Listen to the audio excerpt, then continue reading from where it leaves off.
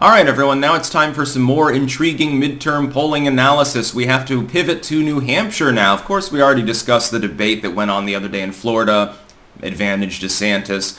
Several linguistic kill shots, although it was like a 70-30 win, so it wasn't like an absolute knockout, but it was still pretty good. Today we've got to watch Fetterman v. Oz in Pennsylvania. I have a feeling that this is, up until the midterms themselves in a couple of weeks, this is the big political event. You may see an October surprise if Fetterman totally gobbledygooks it up on stage. There's a good 50-50 chance that he does that, so I'll definitely be doing more than just watching clips from that one. But we have to talk about New Hampshire as well. We have an incumbent senator, Democrat of course, Maggie Hassan. She looked like a shoo-in a couple of months ago. I'll go through some of the raw polling data here. The gap has narrowed considerably. She's facing off, of course, against Bolduc. He had been effectively written off, and that's why we only have a couple of fairly recent polls here. Polling firms can only do so many polls. They have limited budgets. They have limited time and manpower. If I'm a polling firm and I could only do feasibly 5 polls in a month, I'm going to tend to focus on hyper-competitive contests and contests with heavy hitters. New Hampshire Senate seat, while important, is not something that's become a national news story. It's not like Fetterman-Oz. It's not like Abbott-Beto. It's not like Laxalt-Corto-Mastez or some of these other races. This one had been more of a back burner race, specifically because it was never conceived of as being competitive. Hassan leads by only 3.6 right now in the aggregate. She led by double digits not that long ago. For the recent polls, the most recent poll from the other day, literally American Greatness, has Hassan up by 1 point.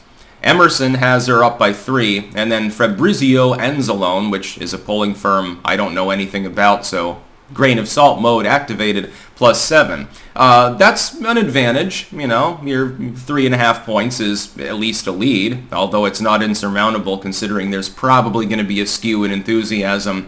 I'd like to see any early voting results there, although I don't know if New Hampshire does early voting generally. I'm not 100% sure. But what was the aggregated total only a month ago? It was about plus 7 for Hassan. Before that, it was approaching double digits. In fact, I think it briefly was in the double-digit mark, and that was back in summer. It wasn't that long ago. What you've seen is a narrowing of this race to the point where it leans blue, but it's no longer reliably blue. This would have been an easy Dem hold a few months ago. Now it's one of the more close to 50-50 races. It's more like Georgia, where, you know, Warnock has the advantage. He's up in most of the polls, but it's by a point or two.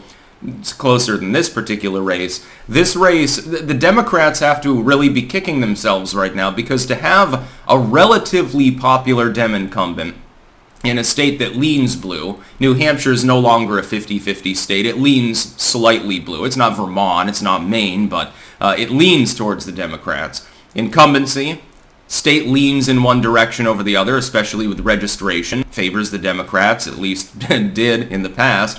It's moving in the other direction to the point where the race is now competitive. The tale is similar to what we see in Nevada, although in Nevada the Republicans in both the gubernatorial slot, knocking off potentially Sisolak, I think it is there. New Mexico, by the way, it looks like that is in play. Oregon looks like it's in play, and there's no runoff, by the way, so Drazen may actually take the gubernatorial slot with like 45% of the vote there. These are not places where the GOP should be competitive. They're not places in which they should have a chance at all. They didn't have a chance a couple of months ago. Only a couple of short months ago. We're talking August. That's how far back you have to go to see an entirely different political picture in the country. Instead, virtually every race now has seen a widening, and 9 times out of 10 it's widening in favor of the Republicans. They've pulled ahead in states where they had a slight advantage. Nevada comes to mind. They've become competitive in states where it didn't look close before. New Hampshire Senate, Oregon gubernatorial slot, now the New Mexico gubernatorial slot. We had new polling the other day. The Democrats, I think, have a 2-point advantage in New Mexico, of all places. How much did Biden win by in New Mexico? I think it was double digits. It's a lean blue state. It's not California, but it's getting close to it because of demographic shift. A lot of this is, basically 3 things are happening right now. And this is my analysis. First, all economic indicators remain sharply negative other than unemployment. And that's, again, grain of salt mode because of labor force participation and part-time employment and the fact that wages are lagging far behind inflation. Inflation, economy, gas prices, all of those things are taking a toll on people, and it's a toll that they see every time they go gas up the car, every time they go to the grocery store, when they take out a credit line to buy groceries, hoping the economy swiftly improves. By the way, you shouldn't do that. Go without a meal before you take out a credit line to buy the ramen soup. Trust me, in long term, it'll be better for you. Some people could lose some weight. It's a comorbidity for COVID. Just shed 10 pounds. It's all good. I think I've lost 20 pounds in the last few months too because I've started exercising more. It's pretty good. Walkable cities, they do have their advantages, I will say, especially for one of us who can't ride a bike and happens to relocate to the Netherlands. Talk about fucking irony. Probably also coming from the pro-weed state, moving to the Netherlands where it's known for marijuana, being one of the only non-smokers of that particular plant in the country definitely has a little bit of irony to it as well. I'm looking at these races, and I think the economy is the big one. The second is that the ID poll that worked for the Democrats up until roughly the middle of the 2010s, it worked very well. Throughout the 90s and 2000s, a big selling point for the left, especially among Dems, was we're going to be more kind to the brown people. It's funny how they use racial epithets constantly without admitting that they're actually racial epithets. People of color. How is that any different from colored people? I keep asking this question, and I get nothing but a fluoride stare usually from people that continue to use it. BIPOC. Yes, Asians and black people are exactly the same according to today's Democratic Party. Wonder why they're losing Hispanic support. That and the fact that they keep saying that Hispanics with light skin have privilege and are racist and trying to get people to attack one another. They're currently in the process of doing that as well with Asian Americans. Very interesting. That stopped working though. That ID poll clearly has gone the way of the dinosaur. The Republicans realize this. That's why they use slogans like "Make America Great Again" and shit. It's not divisive at all. You're not attempting to divide the American public along any particular line other than ideology. We want to make it great again. We're going to lower taxes, more guns, etc., and they want to denigrate America. They want to rip apart its civic pride. That's a pretty unifying message. It's not what you get from many Democratic candidates. So that's number two. Number three is that in some of these cases, you have uniquely weak Dem candidates who have been hobbled by one thing or another. Christ, for example, his campaign manager just had to quit because he got arrested for domestic violence.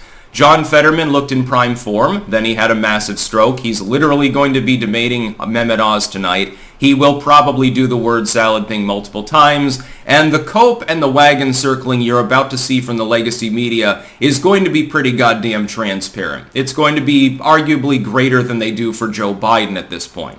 Just trust me. You're not going to see the little prompter that Fetterman has to read on the debate stage is not going to be visible in most of the legacy media reporting, all their live coverage. They'll probably have a bigger delay too, and technical difficulties will accidentally scramble the broadcast anytime he breaks down into mushmouth, a trance, or something like that. Hassan has her own problems, hence the narrowing here. Another big one is Whitmer. Whitmer with lockdownerism, facing the ire of every small business in her state. It's eroded her lead to the point where that race is now also competitive. I think that this will end up sort of like a Whitmer race where you have a slight Dem advantage, but any outperformance by the GOP beyond maybe 2 points in the final results, and they could easily achieve or go further than that. It would not be historically unprecedented. In fact, it'd be historically unprecedented if the GOP just broke even on the final polling. If that happens, Hassan probably loses her job, despite incumbency in a leaning blue state. I'm going to have to wait for more polls because it seems like finally they're doing more regular polling for this race. I'd like to see what the new aggregate is after 2 or 3 more, and I'd like to see something other than Fabrizio or American Greatness Insider Advantage. I want can I get a Quinnipiac poll here? Can I get a Harvard-Harris in here, something like that? Can somebody throw me Fox and CNN? You can counterbalance one another's own internal poll bias. I want to see Rasmussen. Have them weigh in. Get another Trafalgar poll or something. If I can get some more numbers, that would be appreciated. I have a feeling that even though Hassan has led in literally every poll here, it's becoming increasingly likely you're going to start seeing some tie polls, and it's happening right at the end of the midterms. Again, the late voters probably break Republican anyway at this point. Based on the final economic data you'll get literally right before the midterm elections. Q3 numbers, I think, are dropping, well, now, basically. We'll see what happens. Still advantage Maggie Hassan, but it's maybe a 55-45 at this point. It's definitely surmountable by Bolduc. That's about all. Peace out.